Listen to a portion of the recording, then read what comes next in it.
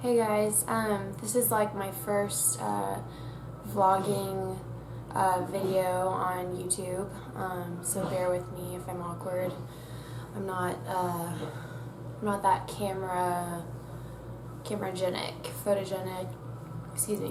photogenic, or just comfortable in front of the camera. I recorded all this last night and I didn't talk loud enough. I was like mumbling the whole time, so I'm kind of annoyed. I have to like start all over again. So I'm gonna have to try to talk louder. I don't talk very loud. So anyways, the first question is by let's see. I'm looking at my email here. Okay, how and why did you start working out?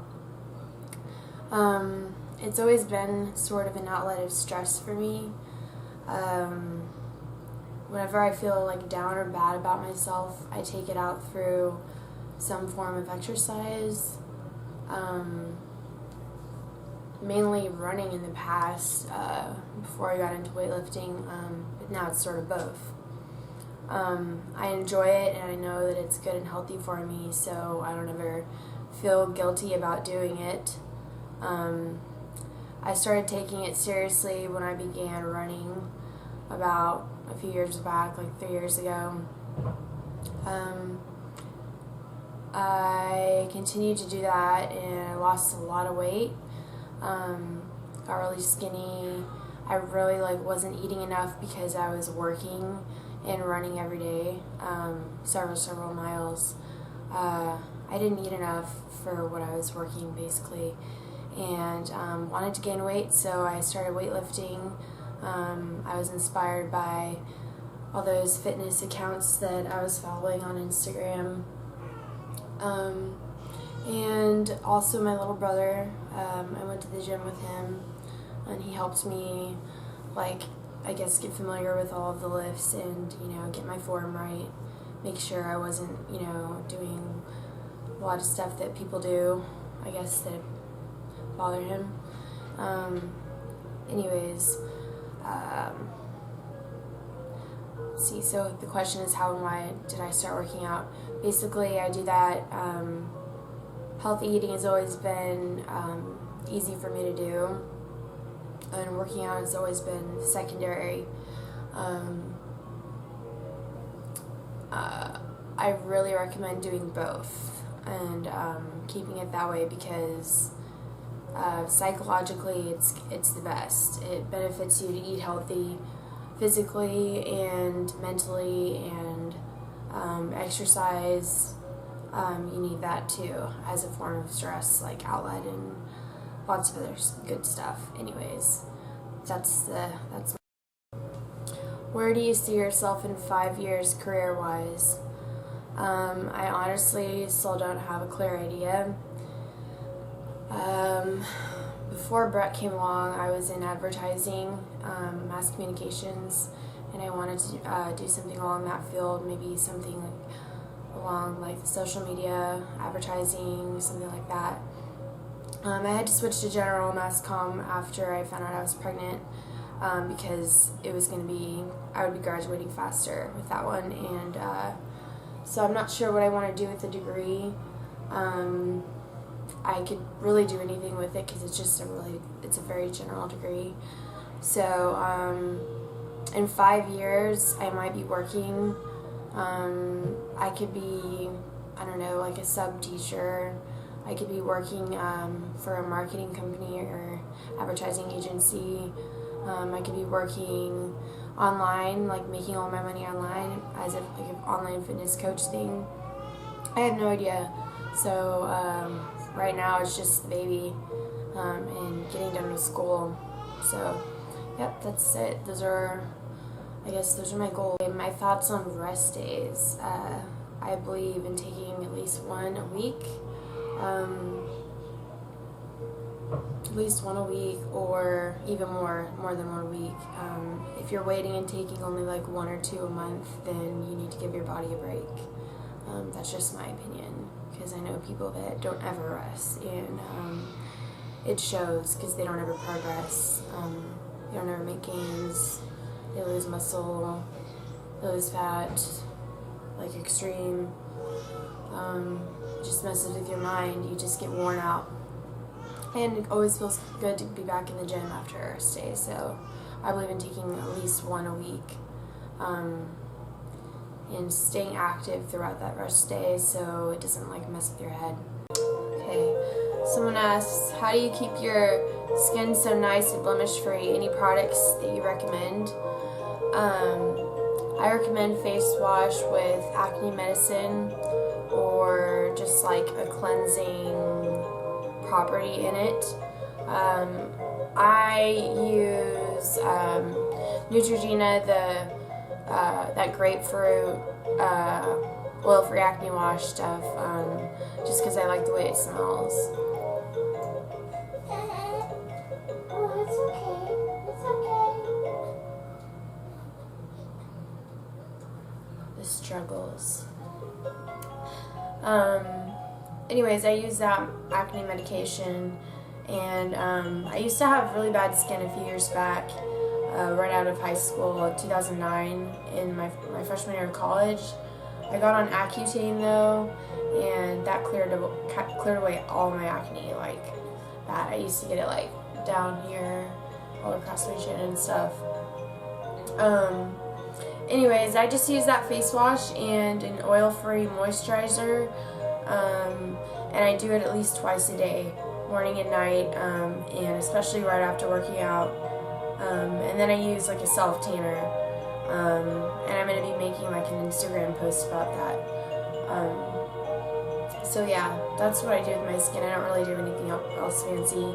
And I do put on lotion after every shower. It's kind of crazy. I feel really weird if I don't. I feel like I'm like itchy and dry everywhere if I don't use lotion. How to cut fat. So just like any other body part, you can't spot reduce fat. You lose fat everywhere and not just one specific spot. Losing fat, it's like an overall process, and it's mostly made up of diet, nutrition, and then working out. Tips on cutting fat for me: I limit my portion sizes for everything that I eat during the day. I limit my portion sizes for everything that I eat during the day, and I eat more often. I limit my sugar intake. When I'm not really dieting, I'll eat like honey on everything, like, you know, peanut butter, like endless amounts. But when I'm dieting, I kind of like keep those high caloric foods in check, like peanut butter, honey.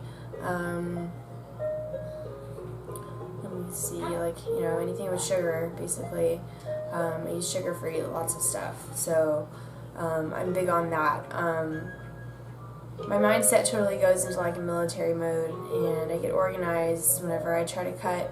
And it's pretty easy for me to cut my portion sizes. I do cut my carb intake, but never totally, never like no carbs.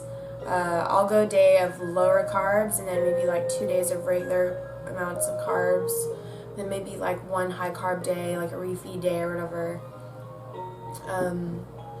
and then another like low carb day after that refeed or something. So I guess that's sort of my way of like carb cycling.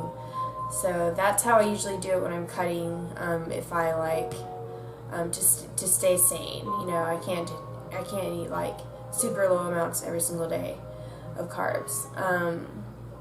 I go through a lot of like egg whites and lots of produce. I eat lots of egg whites, lots of salads, lots of Greek yogurt. That's a way to get protein. It's filling and it's good.